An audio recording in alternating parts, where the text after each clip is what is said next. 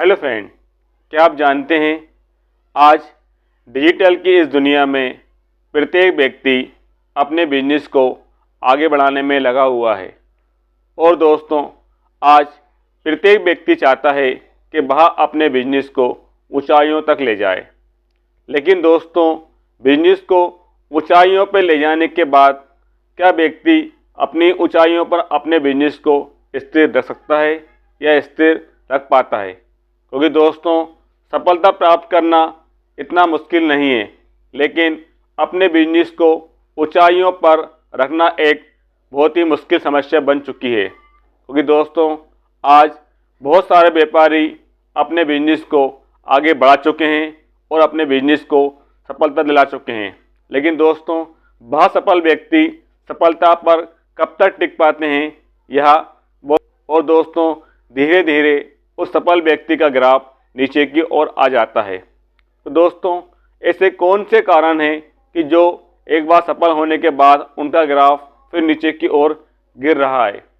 दोस्तों, मैं आज आपको ऐसे 2 पॉइंट्स बताने जा रहा हूं, ऐसे 2 मुख्य बातें बताने जा रहा हूं जो प्रत्येक बिजनेसमैन अपने आप को सफलता प्राप्त करने के बाद भूल जाता है और उसका ग्राफ ऊपर से नीचे की ओर आ जाता है। अगर दोस्तों आपका बिजनेस भी सफल हो चुका है और ऊंचाइयों पर है और आपका ग्राफ कहीं ना कहीं नीचे की ओर आ रहा है, तो शायद आपके बिजनेस के अंदर ये 2 कमी तो नहीं है। अगर ये 2 कमी हैं तो आप इन कमियों को दूर कर अपने बिजनेस को स्थिर रख सकते हैं। अगर आपको मेरा वीडियो अच्छा लगे तो प्लीज़ मेरे चैनल को सब्सक्राइब करना और लाइक करना ना भूलें। मैं हूं Prakash Yadav, Indian solution channel से।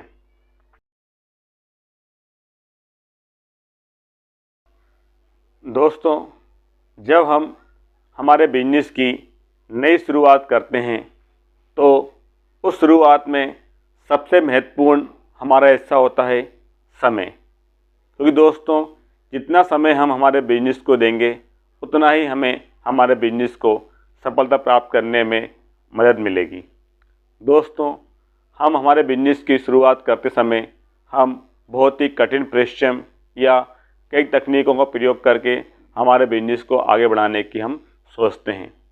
और दोस्तों, कई बार हमारे बिजनेस को हम सफलता प्राप्त भी कर लेते हैं। लेकिन दोस्तों, जैसे जैसे हमारा बिजनेस आगे बढ़ने लगता है, सफलता की ओर आने लगता है, ऊंचाइयों को छूने लगता है, वैसे वैसे हमारा मन भटकने लगता है और धीरे धीरे हमारे बिजनेस को वह समय वह इम्पोर्टेंट नहीं दे पाते जो हमने शुरुआत में देते हैं और उसको आगे बढ़ाने की कोशिश करते हैं। दोस्तों, बहुत सारे मुख्य काम जो हम शुरुआत में करते हैं वह हमारे काम एम्प्लॉय को सौंप देते हैं और हमारे बिजनेस को हम समय भी कम देते हैं। दोस्तों, आज आपने देखा होगा कि बहुत सारे बिजनेसमैन शुरुआत में जितनी कठिन परिश्रम या मेहनत करके अपने बिजनेस को आगे बढ़ाते हैं, धीरे धीरे उनका उस बिजनेस के प्रति लगाव और समय भी कम होने लगता है। दोस्तों, यही मुख्य कारण है कि हमारा बिजनेस नीचे की ओर आने लगता है। अगर दोस्तों आप उनमें से एक हैं और आपने अगर शुरू में अपना समय अपने बिजनेस को काफ़ी दिया है और काफ़ी आपने मेहनत की है और आपका बिजनेस आगे बढ़ चुका है, और दोस्तों आप कहीं ना कहीं ये भूल कर रहे हैं, तो इस भूल को सुधारिए। अपने बिजनेस को पहले जैसा समय दीजिए, पहले जैसा टाइम दीजिए और पहले ऐसा काम कीजिए। यकीन मानिए आपका बिजनेस फिर से ग्रो करने लगेगा और सफलता की ओर बढ़ने लगेगा। दोस्तों, सफल आज हर व्यक्ति होना चाहता है और हर व्यक्ति सफलता प्राप्त कर भी लेता है, लेकिन सफलता बरकरार रखना बहुत मुश्किल है। अगर दोस्तों आप इस दौर से गुजर रहे हैं तो अपना समय अपने बिजनेस को दीजिए। जिस प्रकार आप अपने बिजनेस को शुरुआत में देते थे, उसी प्रकार अपने बिजनेस को वही समय और वही इम्पोर्टेंट दीजिए। यकीन मानिए आपका बिजनेस ऊंचाइयों पर बढ़ेगा, साथ ही ऊंचाइयों पर रहेगा भी। दूसरा इम्पोर्टेंट पॉइंट भी मैं आपको बताना चाहता हूं, क्योंकि एक समय था, और दूसरा इम्पोर्टेंट पॉइंट है हमारा आगम। दोस्तों, हिंदी शब्द आगम है, लेकिन उसे इंग्लिश में बोलते हैं रिवेन्यू। रिवेन्यू क्या होता है? दोस्तों, आज हर बिजनेसमैन इस बात से परिचित होगा, इस नाम से परिचित होगा कि रिवेन्यू क्या होता है। अगर दोस्तों आपको नहीं मालूम कि रेवेन्यू क्या होता है, तो मैं आपको पहले बता दूं कि आप जो बिज़नेस कर रहे हैं उस बिज़नेस में आप जो रुपए प्राप्त करते हैं वह आपका रेवेन्यू या आगम होती है। दोस्तों, आपने देखा होगा या आपने प्राप्त भी किया होगा कि जो हम बिज़नेस करते हैं उस बिज़नेस में लागत भी लगती है और उसके बाद हमें प्राप्त होता है पैसा। लेकिन दोस्तों, हम हमारी लागत को भूल जाते हैं और जो पैसा प्राप्त होता है उस पैसे को हमारी आमदनी मान लेते हैं।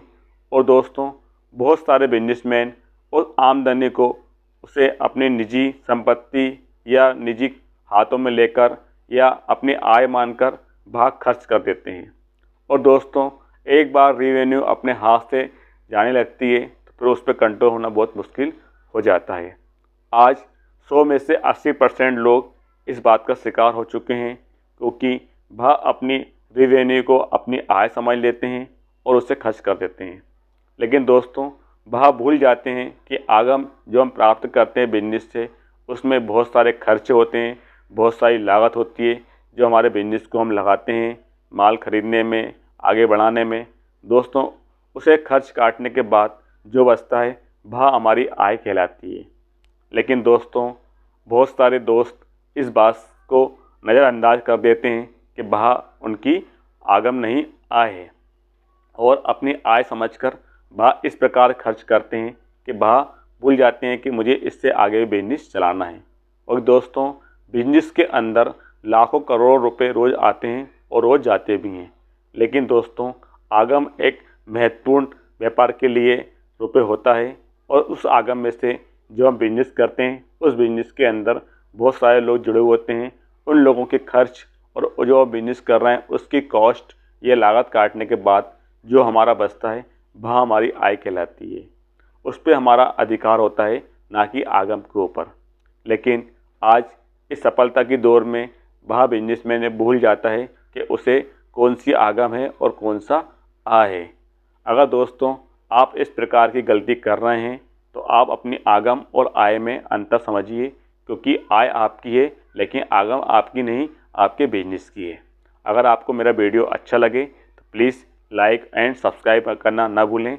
मैं हूं Prakash Yadav, Indian solo channel से। मैं आपको आगे भी बिजनेस के लिए इस प्रकार के वीडियो लाता रहूँगा। धन्यवाद।